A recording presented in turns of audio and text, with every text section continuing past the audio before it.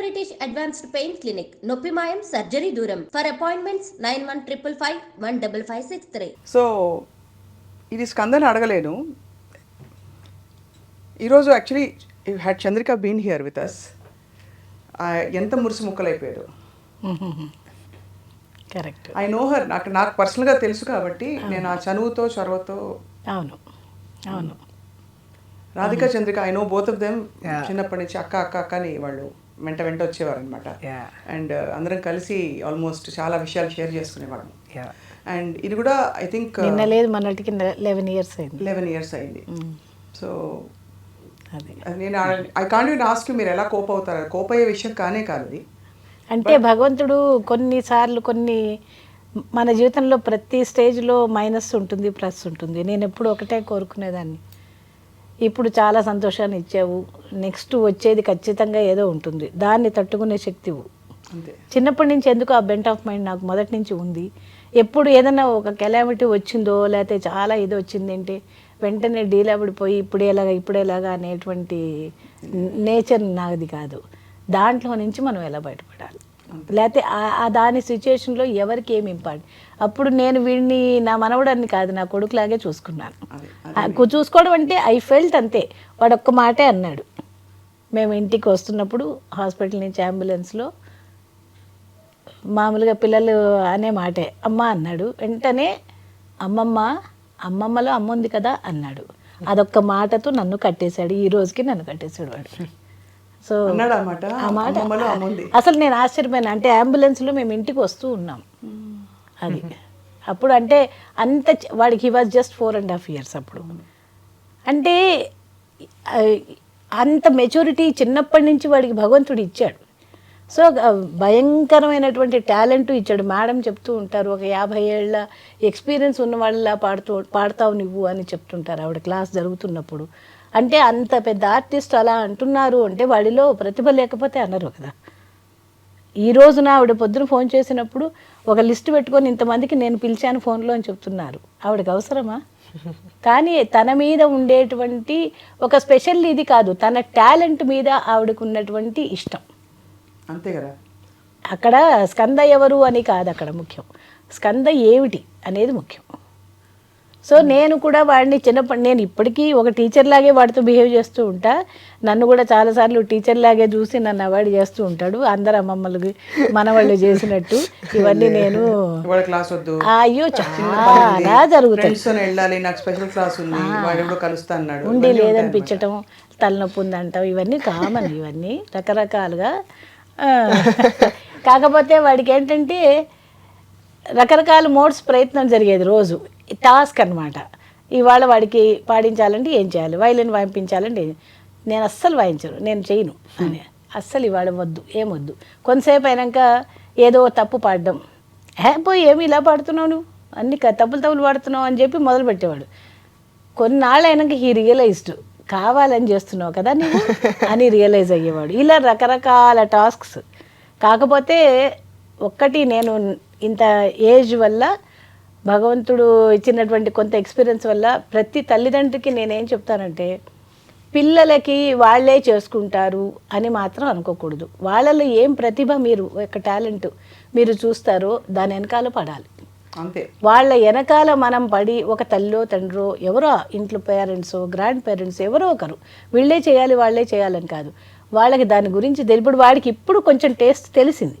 ఇంతకుముందు ఇప్పుడు తెలిసినా కూడా ఇప్పుడు పోయి కూర్చొని గంట పాడతాడా? పాడాడు వాడు, మనసులో పాడుకుంటాడు. అమ్మమ్మ మాట్లాడుతుంది అవును, అది అమ్మమ్మ మాట్లాడుతున్న మాటలు వేరు, టీచర్ మాట్లాడుతున్న మాటలు వేరు, అమ్మమ్మలో అమ్మ మాట్లాడుతున్న మాటలు వేరు. కంపార్ట్మెంట్లెస్ చేశాను అంతే కదా. అంతే.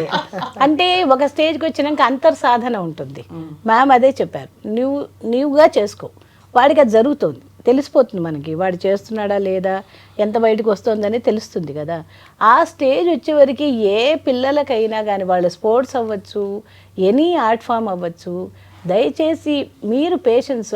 సంపాదించడం అనేది జీవితంలో ధ్యేయమే, కానీ సంపాదించడం అనేటువంటి రేసులో వెళ్ళిపోయి మనం ఆ రోజులు రేపు అనేది చాలా అయిపోతుంటుంది. ఈ రేపనిలో పిల్లలు పెద్దవాళ్ళు అయిపోతారు. వాళ్ళు 9th 8th 10th వచ్చినాక ఏమీ చేయలేరు, ఎందుకంటే చాలా రెస్పాన్సిబిలిటీ. ఇప్పుడు వీడికి ఇప్పుడు 10th అవుతున్నాడు అంటే చిన్నప్పటి నుంచి వాడిని అలా తీసుకొచ్చేసరికి ఏమైంది, when he was violin start చేసినప్పుడు 5 years వాడికి. ప్లస్ కాంపిటీషన్స్కి వెళ్ళినప్పుడు అంతా ఇందాక నువ్వు అడిగిన దానికి ఒక పాట నేర్పితే ఇది మీనింగ్, ఇది ఇలా ఉచ్చారణ చెయ్యాలి. ఈవెన్ సినిమా పాటలకు కూడా మొన్న వాడు పాడిన క్లాసికల్ పాటలు కూడా దీనికి ఇది అర్థం. ఇప్పుడు వాడికి అర్థం తెలియాలని లేదు కదా, కానీ అర్థం తెలిస్తే ఇంకొంచెం ఎలివేట్ చేయొచ్చు, మాటని ఎలివేట్ చేయొచ్చు. ఇప్పుడు తెలుగు భాష మీద తెలుగు మాట్లాడతాం, కానీ మాట్లాడినంత మాత్రాన భాషలో దాని పదాలు తెలియాలని కాదు కదా. అందుకని దాంట్లో ఏంటంటే అలాంటివన్నీ వాడికి తెలియకుండా చెప్పడం జరిగింది నాకు తెలిసినంత వరకు. అవును, మీరు డెఫినెట్గా I think biggest influence of course your dad also has been బాగా పాడతాడు, మా అల్లుడు బాగా పాడతాడు. వాళ్ళ ఇంట్లో సంగీతం ఉంది, సో 2 sides నుంచి ఉండడం వల్ల వాడికి బోనస్గా భగవంతుడు ఇచ్చాడు అంటే దాన్ని చాలా భగవంతుడికి నమస్కారం చేసుకోవాలి. దాన్ని వాడు ఎంత మటుకి ఏ ఆర్ట్ ఫామ్లోనైనా కానీ పైకి తీసుకెళ్ళి ఒక నేను అనేది నిరూపించుకోవాలి. ఇప్పుడు అమ్మమ్మ నీకు ఇంట్లో చెప్పి నువ్వు ఎలాగో వినిపించుకోబట్టి ఇప్పుడు కెమెరాస్ ఉన్నాయి కాబట్టి నువ్వు వింటావు బట్టి చెప్పేసి చెప్పాల్సింది కదా. నేను ఒకటే అంటాను, ఒక పెద్ద బిజినెస్ మ్యాగ్నెట్ ఎవరో వచ్చినప్పుడు మనం పోయి కాళ్ళకి దండం పెడతామా? పెట్టం కదరా. అదే ఒక మ్యూజిషియన్, ఒక పెద్ద ఆర్టిస్ట్, ఒక లెజెండ్ వచ్చినప్పుడు మనకు అన్నోయింగ్లీ వీడు వెళ్ళి వాళ్ళకి, ఎందుకంటే వాళ్ళలో ఉన్న విద్యకి మనం ఇచ్చే గౌరవం. సో స్కంద, అది నువ్వు నిలబడాలి అలాగా. ఇప్పుడు చంద్రిక మ్యూజిక్ అకాడమీ వేదికగా అమ్మ పేరిట పెట్టిన ఈ అకాడమీ వేదికగా నువ్వు ఫస్ట్ పర్ఫార్మెన్స్ ఇవ్వబోతున్నావు. లాస్ట్ ఇయర్ వాడు వైలిన్ వాయించాడు, వైలిన్ వాయించాడు పైగా. అంతే, నీకు మంచి పట్టు వచ్చేసింది ఆల్రెడీ. లాస్ట్ ఇయర్ ఇవాళ మరి ఎలా అనిపిస్తుంది నీకు ఫస్ట్ టైం ఇలాగా అంటే ఇండియన్ ఐడల్లో నువ్వు గెలవడం? అమ్మ బ్లెస్సింగ్స్ ఎప్పటికీ నీతో ఉంటాయి. హౌ డు రిమెంబర్ మామ్ ఫాండ్గా మనసులో? ఐ మీన్ ఆబ్వియస్లీ మామ్ అని ఉంటుంది, బట్ పెద్దగా అంత గుర్తు లేదు. నువ్వు చాలా చిన్నపిల్లవాడు. అవును, యా. బట్ ఏవైతే చిన్నగా గుర్తున్నాయో అవి బ్యాక్ ఆఫ్ మై మైండ్ ఉన్నాయి. మరి అమ్మ కోసం పాట పాడతావా రోజు స్పెషల్గా ఏం లేదు. పోనీ నీ చాయిస్ పాట ఏంటి చెప్పు, కీర్తన ఏంటి ఆ రోజు? Main piece, sub main piece ఇవన్నీ టిపికల్గా క్లాసికల్ కచేరీలో చెప్తాం. నీకు ఇష్టమైన భజన ఏదైనా పాడుతున్నావా? భజన్ అనుకుంటున్నాను, బట్ ఇంకా సాయి భజన్ పాడు. సాయి, అవును అనుకుంటున్నాము. ఉంది ఒకటి.